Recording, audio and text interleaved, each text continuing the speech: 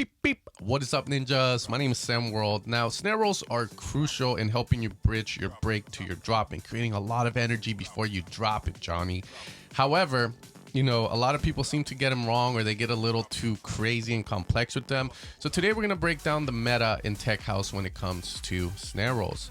Now, most producers are opting for a 1/16 snare roll pattern, which we're going to talk about. But the thing that sets them apart will always be the automations, which will bring the snare rolls to life, and of course, a bit of swing. From there, I'm going to teach you guys some other cool techniques so that you guys can play around with that. But with that being said, if you want to support the channel, make sure to head over to evilsounds.com and let's get started with this. Now, first off here, we're going to have this construction kit from the new Decay Gate Volume 4, hopefully coming out next week. Still working on it, guys, but it's going to look something like this. I've opted to remove the snare roll. Bust top. Drop top. Drop top. What the fuck? Bust top. Okay, so we're going to create a snare roll for this. So the first thing I'll suggest you guys do is utilize a sampler if you're going to be opting to utilize one snare. I do recommend that if you have a track and there's a snare in there, consider using that one for your buildup, as it creates more of a cohesive feeling in the track. You know, you don't want like a 90s rock snare in the snare build and then your drop has like drum machine kind of snares. But from there, just find a snare that you like. Usually shorter ones seem to sound a lot better, but we can definitely go with longer ones as well, as we'll talk about. What we're going to do is create the 16 snare pattern, guys. And again, I feel a little redundant making this video, but again, some people might have questions on this. So we're going to create a 1/16 grid and just, you know, punch it in. From there, once we have it, you can just kind of duplicate it across and do your thing with it. So it sounds like this. Drop top. Bust top. Drop top. Bust top. Drop top. Bust top. Drop top. What the fuck? Bust top. Okay, kind of basic, but that's usually what you're going to see. Now, from here, the most basic automation that you're going to hear that you can do is going to be volume automation. Now, I recommend you do this with the utility from Ableton, because I find it a little redundant to do it with here, this fader, because let's say that maybe later down in the line you find that the snare build is too loud. Well, now you have that automation and you can't move it down because it's going to mess everything up. So utilizing a utility is always a better way, in my opinion. From here, and setting this up, we're going to click automations, and from here set the first point where you want to reach first, because then it's a pain in the butt to just kind of like do this and then you're like, okay, I gotta hit 0 dB there. Okay, I landed on it, but sometimes it can be a pain in the butt. Okay, so we're gonna do that, and then from there we can kind of do this just a little bit. Drop top. Bust top. And the snare bell comes in slowly. Bust top. Drop top. Bust top. Drop top. Okay, so it just gets louder. In putting a utility as well, you also have the option of, if let's assume that your snare has this sort of width to it, then you can also lower down the width on it and open it as it approaches that drop by just automating your width. Okay, so we have the volume automation occurring here. Now there's another way that we can also execute this where we don't really need to use volume, and that is going to be utilizing a filter. Now the purpose of filters is going to be to mask the ugliness. So if I have an ugly face, I'll put a bag over it, but now it's to mask, so slowly bring it in. You can allow the highs to slowly come in, and that's another really cool variation that we can utilize for your snare roll. So we can start kind of low where you can kind of hear it, and then we can slowly bring it up. Drop top. Bust top. Drop top. Bust top. Drop top. Bust top. Drop top. What the fuck? Bust top. I promise you guys will remember these damn words. What the fuck? Don't stop. For a good minute if you're watching this whole video. Okay, cool. So that's another automation that seems to occur. And of course, you can combine both the EQ, the filter automation, with a volume automation. Now, let's get into a bit more of the advanced stuff, even though it doesn't feel like it. The next thing we can do is we can actually play around with the quadrant in the EQ. What this is going to do is create sort of like a filter sweep for the snare. So I'll show you guys how it sounds like. We can kind of do this first. Drop top. Bust top. Drop top. Bust top. Drop top. Bust top.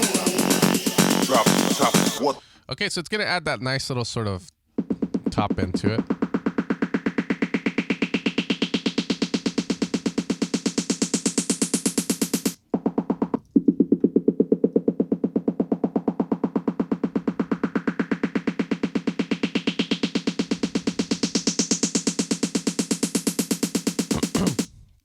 Okay, pretty standard, and you can kind of hear how it does it. Now from here, we can also do other cool stuff with this snare build. The first one is that we can apply swing, and swing is probably going to be the more common variation you're going to hear with these, and you'll be able to tell after this video if you didn't even know it was there.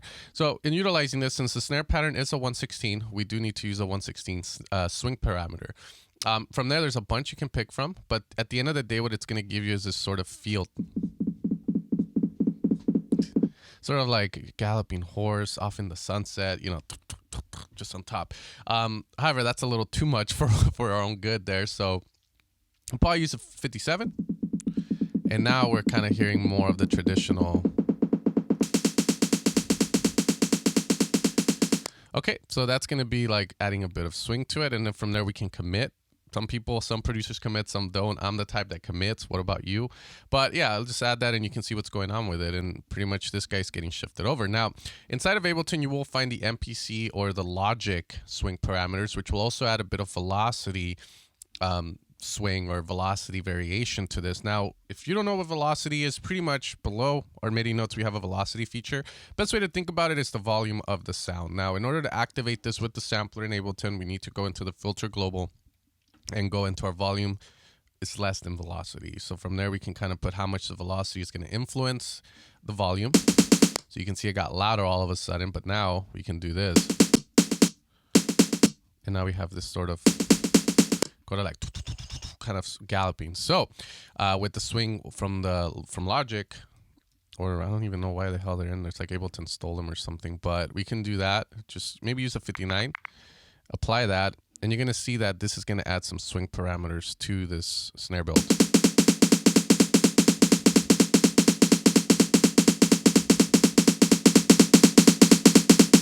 Okay, not a lot, so maybe we can kind of like ease up on that, but you get the idea. It's going to create that.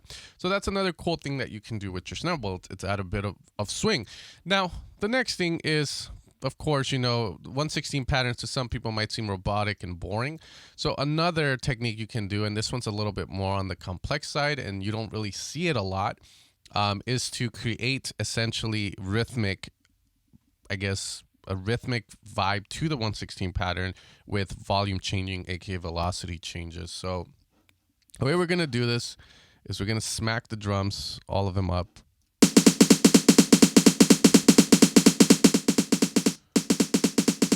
Okay, from there, let's assume that, yeah, let's just make sure we don't have that. We can kind of go creating like these really cool kind of patterns. So pretty much you're going to have your snare roll always doing da da da da da da, but certain notes are going to pop out more than others, and that's going to help create this sort of groove in your 116 snare rolls. So what I could do is put this up, put this down. Let's do like the reggaeton way. So let's be something like, and let's set up that volume velocity. And there we go. Let's get funky. And then back down. And now we have that, right? So now we have this. Now, I'm not, this sounds cool.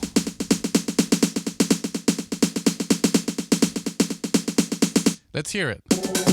Drop top, bust top. Drop top, bust top.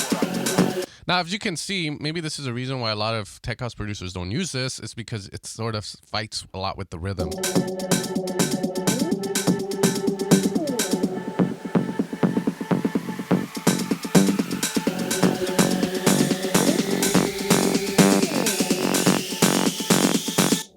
Okay, again.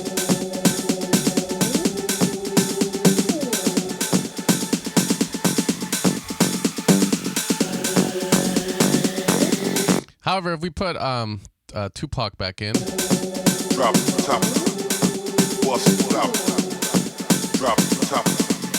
A little bit of conflicting rhythms. So depending on the type of build you have, if you have a lot of rhythmic value in the build rather than 116 robotic stuff, then of course you want to be a little careful with this. But again, you can kind of see how, you know, adding these things can make that 116 a little bit more unique and a little bit of your own.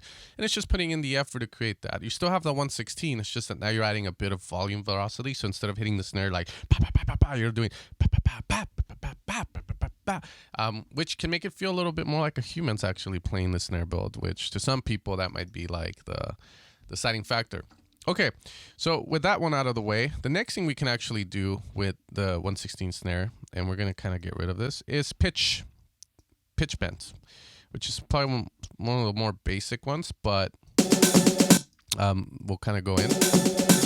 So we can go into here, MIDI control pitch bend now, and maybe after 4 bars you can start to pitch it up, which is gonna create this really cool effect.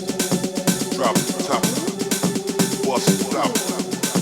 Drop top, drop top, bust top, drop top. What the fuck, bust top. What the yeah, I told you guys, you're gonna have that stuck in your head all day.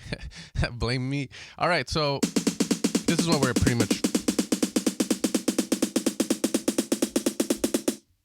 and we get that really cool kind of effect. And again, you can get creative with this. You just don't have to go up, you know. In life, some people decide to go up and you can follow them, or you could be crazy and like do really cool kind of like, I don't know if this is gonna sound good.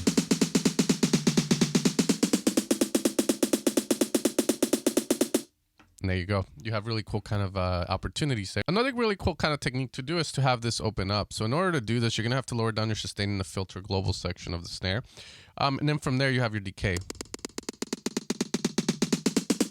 And this is what you're going to automate. So what we're going to do here right now is, first off, we're going to get rid of the questionable pitch bends. I promise, guys, I don't do this kind of stuff on my own spare time. So we can start the snare build like so. We can also do the opposite of that. And then from there, we can increase this. So as we approach to the right,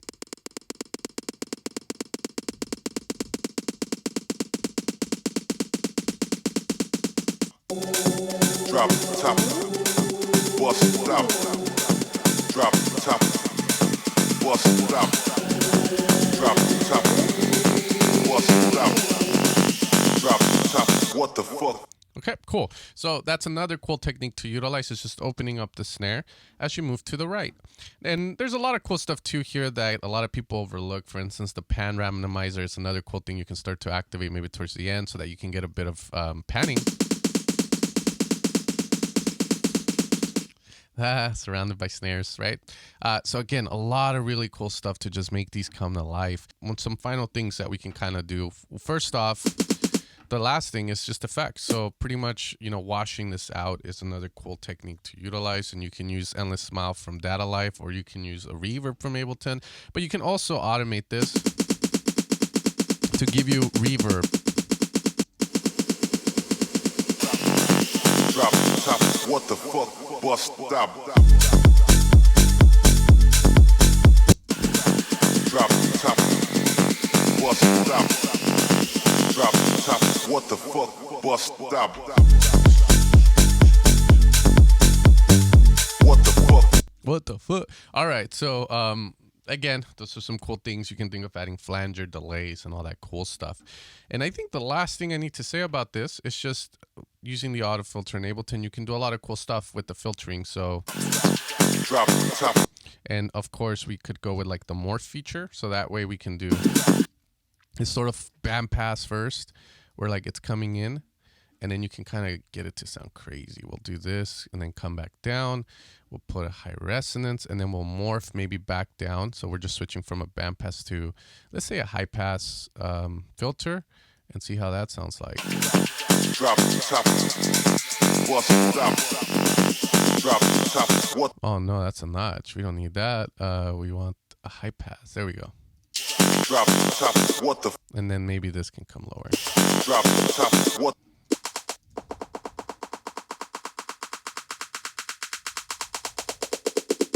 Okay, and then the morph, maybe a little more, yeah.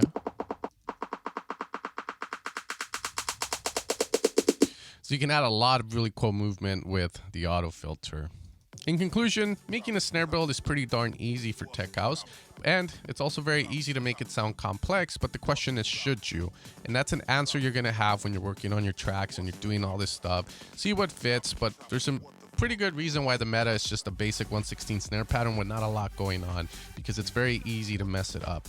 As always, guys, if you got anything from this video and you want to support the channel, make sure to head over to evilsounds.com, subscribe to the channel if you haven't, and I'll catch you guys next time for another video. You guys have a great, happy New Year's, and I'll see you guys next year. Peace. What the fuck? Drop top. What the fuck? Bust out. What the fuck? Drop top. What the fuck? Bust out.